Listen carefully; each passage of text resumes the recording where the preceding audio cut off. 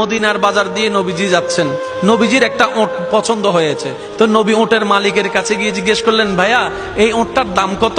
ওই দামাদামি হলো, নবী সে দামে কিনতে রাজি হলেন, কিন্তু নবীর কাছে তখন অর্থ ছিল না। তখন নবীজি ওনাকে বললেন, আপনি আমাকে ওটটা দেন, আমি এখনই গিয়ে আপনার সেই প্রাপ্যটা পাঠিয়ে দিচ্ছি। ওটের মালিক ওনাকে ওটটা দিয়ে দিলেন। আশেপাশে যারা ওটের মালিক ছিল সবাই জিজ্ঞেস করতেছে, এই পাগলা, তুমি কি যাকে ওট দিয়েছো তাকে চিনো? বলে যে না। নাম জানো? বলে যে না। পরিচয় জানো? বলে যে না। ঠিকানা জানো? না। তো তুমি যে ওটটা দিয়ে দিলা, উনি যদি ওটার টাকাটা না ফাটায় তখন তো তুমি লসের মধ্যে চলে যাবা। সে ওটের মালিক বলে, এত সুন্দর নুরানি চেহারাওয়ালা কখনো বাটপার হতে পারে না, কখনো চিটার হতে পারে না, কখনো মিথ্যুক হতে পারে না।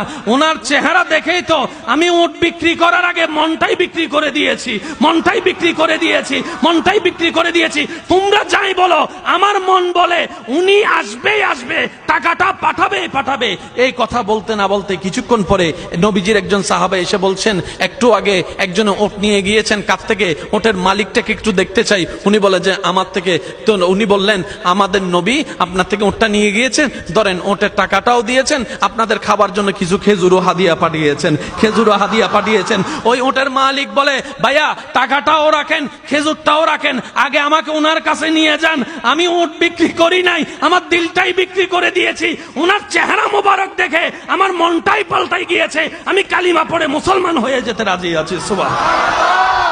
जिसका कोई सानी नहीं वो नबी हमारा है, मुस्तफा की अजमत का हद ही ना किनारा है। आशिक बोले, लम याति नजीर कफी नजरिन मिसले तुना शुद्ध पैदा जाना। চিৎকার দিয়ে বলেন না সুবহানাল্লাহ।